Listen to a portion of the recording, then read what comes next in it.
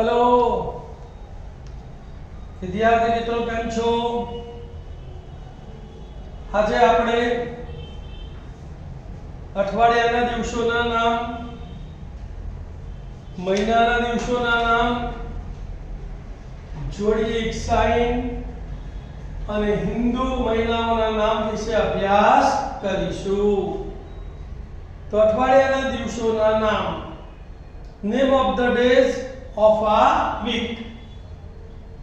તો સોમવાર MONDAY મંડે એટલે સોમવાર.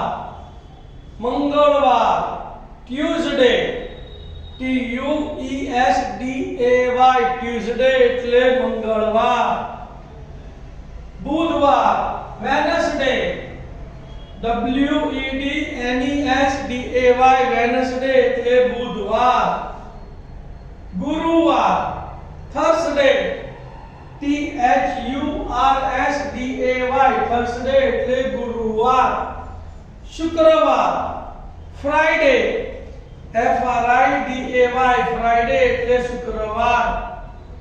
શનિવાર સેટરડે SATURDAY સેટરડે એટલે શનિવાર. રવિવાર સન્ડે SUNDAY સન્ડે એટલે રવિવાર. અઠવાડિયાના 7 દિવસ હોય છે એટલે કે there are 7 days in a week. હવે આપણે ઇંગ્લિશ કેલેન્ડરના મહિનાઓના નામનો અભ્યાસ કરીશું. જાન્યુઆરી JANUARY જાન્યુઆરી એમાં 31 ડેઝ હોય છે. ફેબ્રુઆરી FEBRUARY ફેબ્રુઆરી એમાં 28 કે 29 ડેઝ હોય છે. માર્ચ MARCH માર્ચ એમાં 31 ડેઝ હોય છે. એપ્રિલ APRIL એપ્રિલ એમાં 30 ડેઝ હોય છે. મે MAY મે એમાં 31 ડેઝ હોય છે. જૂન JUNE જૂન એમાં 30 ડેઝ હોય છે. જુલાઈ JULY જુલાઈ એમાં 31 ડેઝ હોય છે. ઓગસ્ટ AUGUST ઓગસ્ટ એમાં 31 ડેઝ હોય છે. સપ્ટેમ્બર SEPTEMBER સપ્ટેમ્બર એમાં 30 ડેઝ હોય છે. ઓક્ટોબર OCTOBER ઓક્ટોબર એમાં 31 ડેઝ હોય છે.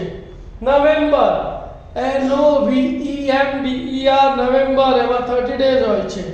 અને ડિસેમ્બર DECEMBER ડિસેમ્બર એટલે એમાં 31 ડેઝ હોય છે. હવે આપણે કેટલાક નોંધ વિશે ભણીએ, એટલે કે થોડી નિયમો વિશે ભણીએ કે ભાઈ કે લીપ વર્ષ. બોલો લીપ વર્ષ કોને કહેવાય? ખ્યાલ છે વિદ્યાર્થી મિત્રો? જે વર્ષને 4 વડે નિશેષ ભાગી શકાય તે વર્ષને લીપ વર્ષ કહે છે.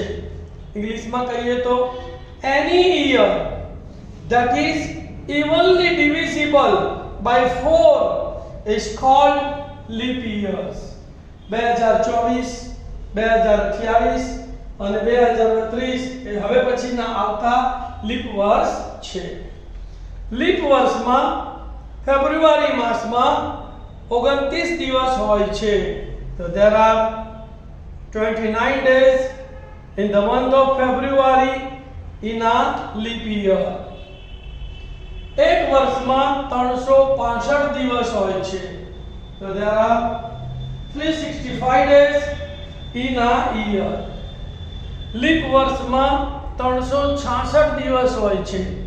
There are 366 days in a leap year. એક વર્ષમાં 12 મહિના હોય છે. There are 12 months in a year. Leap વર્ષ દર 4 વર્ષે આવે છે. તો આ leap year occurs every 4 years. એક અઠવાડિયામાં 7 દિવસ હોય છે. There are 7 days in a week.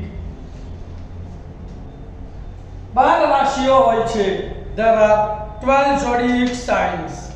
હવે આપણે zodiac sign એટલે કે રાશિઓ વિશે અભ્યાસ કરીશું. પહેલી રાશિ છે મેષ. ARIES એરીઝ કહેવાય એને. એરીઝ એટલે મેષ રાશિ. એમાં ગુજરાતીમાં અક્ષરો અ લ ઈ આવે અને ઇંગ્લિશમાં A L અને I આવે. બીજી રાશિ છે વૃષભ. એને ટોરસ કહેવાય. TAURUS ટોરસ એટલે વૃષભ રાશિ. એમાં વ વ ઉ એટલે કે B V અને U આવે. ત્રીજી રાશિ છે મિથુન. એમાં અને અંગ્રેજીમાં જેમિની કહેવાય. GEMINI જેમિની એટલે મિથુન રાશિ. એમાં ક છ ઘ આવે એટલે કે KCHH છ અને GH ઘ આવે. ચોથી રાશિ છે કર્ક. એને કેન્સર કહેવાય. CANCER કેન્સર એટલે કર્ક રાશિ. એમાં ડ અને હ આવે એટલે કે D અને H આવે. પાંચમી રાશિ છે લિયો. લિયો એટલે સિંહ રાશિ. તો જેમાં મ અને ટ આવે એટલે કે M અને T આવે. છઠ્ઠી રાશિ છે કન્યા. એને વર્ગો કહેવાય. VIRGO વર્ગો એટલે કન્યા રાશિ. એમાં પ ઠ અને અણ આવે એટલે કે P TH ઠ અને અણ N આવે. સાતમી રાશિ છે તુલા એટલે કે લિબ્રા. LIBRA લિબ્રા. એમાં ર અને ત આવે એટલે કે R અને T આવે. આઠમી રાશિ છે વૃશ્ચિક. સ્કોર્પિયો કહેવાય અંગ્રેજીમાં. SCORPIO સ્કોર્પિયો એટલે વૃશ્ચિક રાશિ. એમાં ન અને ય આવે અંગ્રેજીમાં N અને Y આવે. નવમી રાશિ છે ધન રાશિ. સેજિટેરિયસ. તો SAGITTARIUS સેજિટેરિયસ એટલે ધન રાશિ. એમાં ડ ફ ધ અને ઢ આવે એટલે કે D F GH ધ અને TH ઢ આવે. દસમી રાશિ છે મકર રાશિ. એને કેપ્રિકોર્ન કહેવાય. CAPRICORN કેપ્રિકોર્ન એટલે મકર રાશિ. એમાં ખ અને જ આવે KH ખ અને J જ. 11મી રાશિ છે કુંભ રાશિ.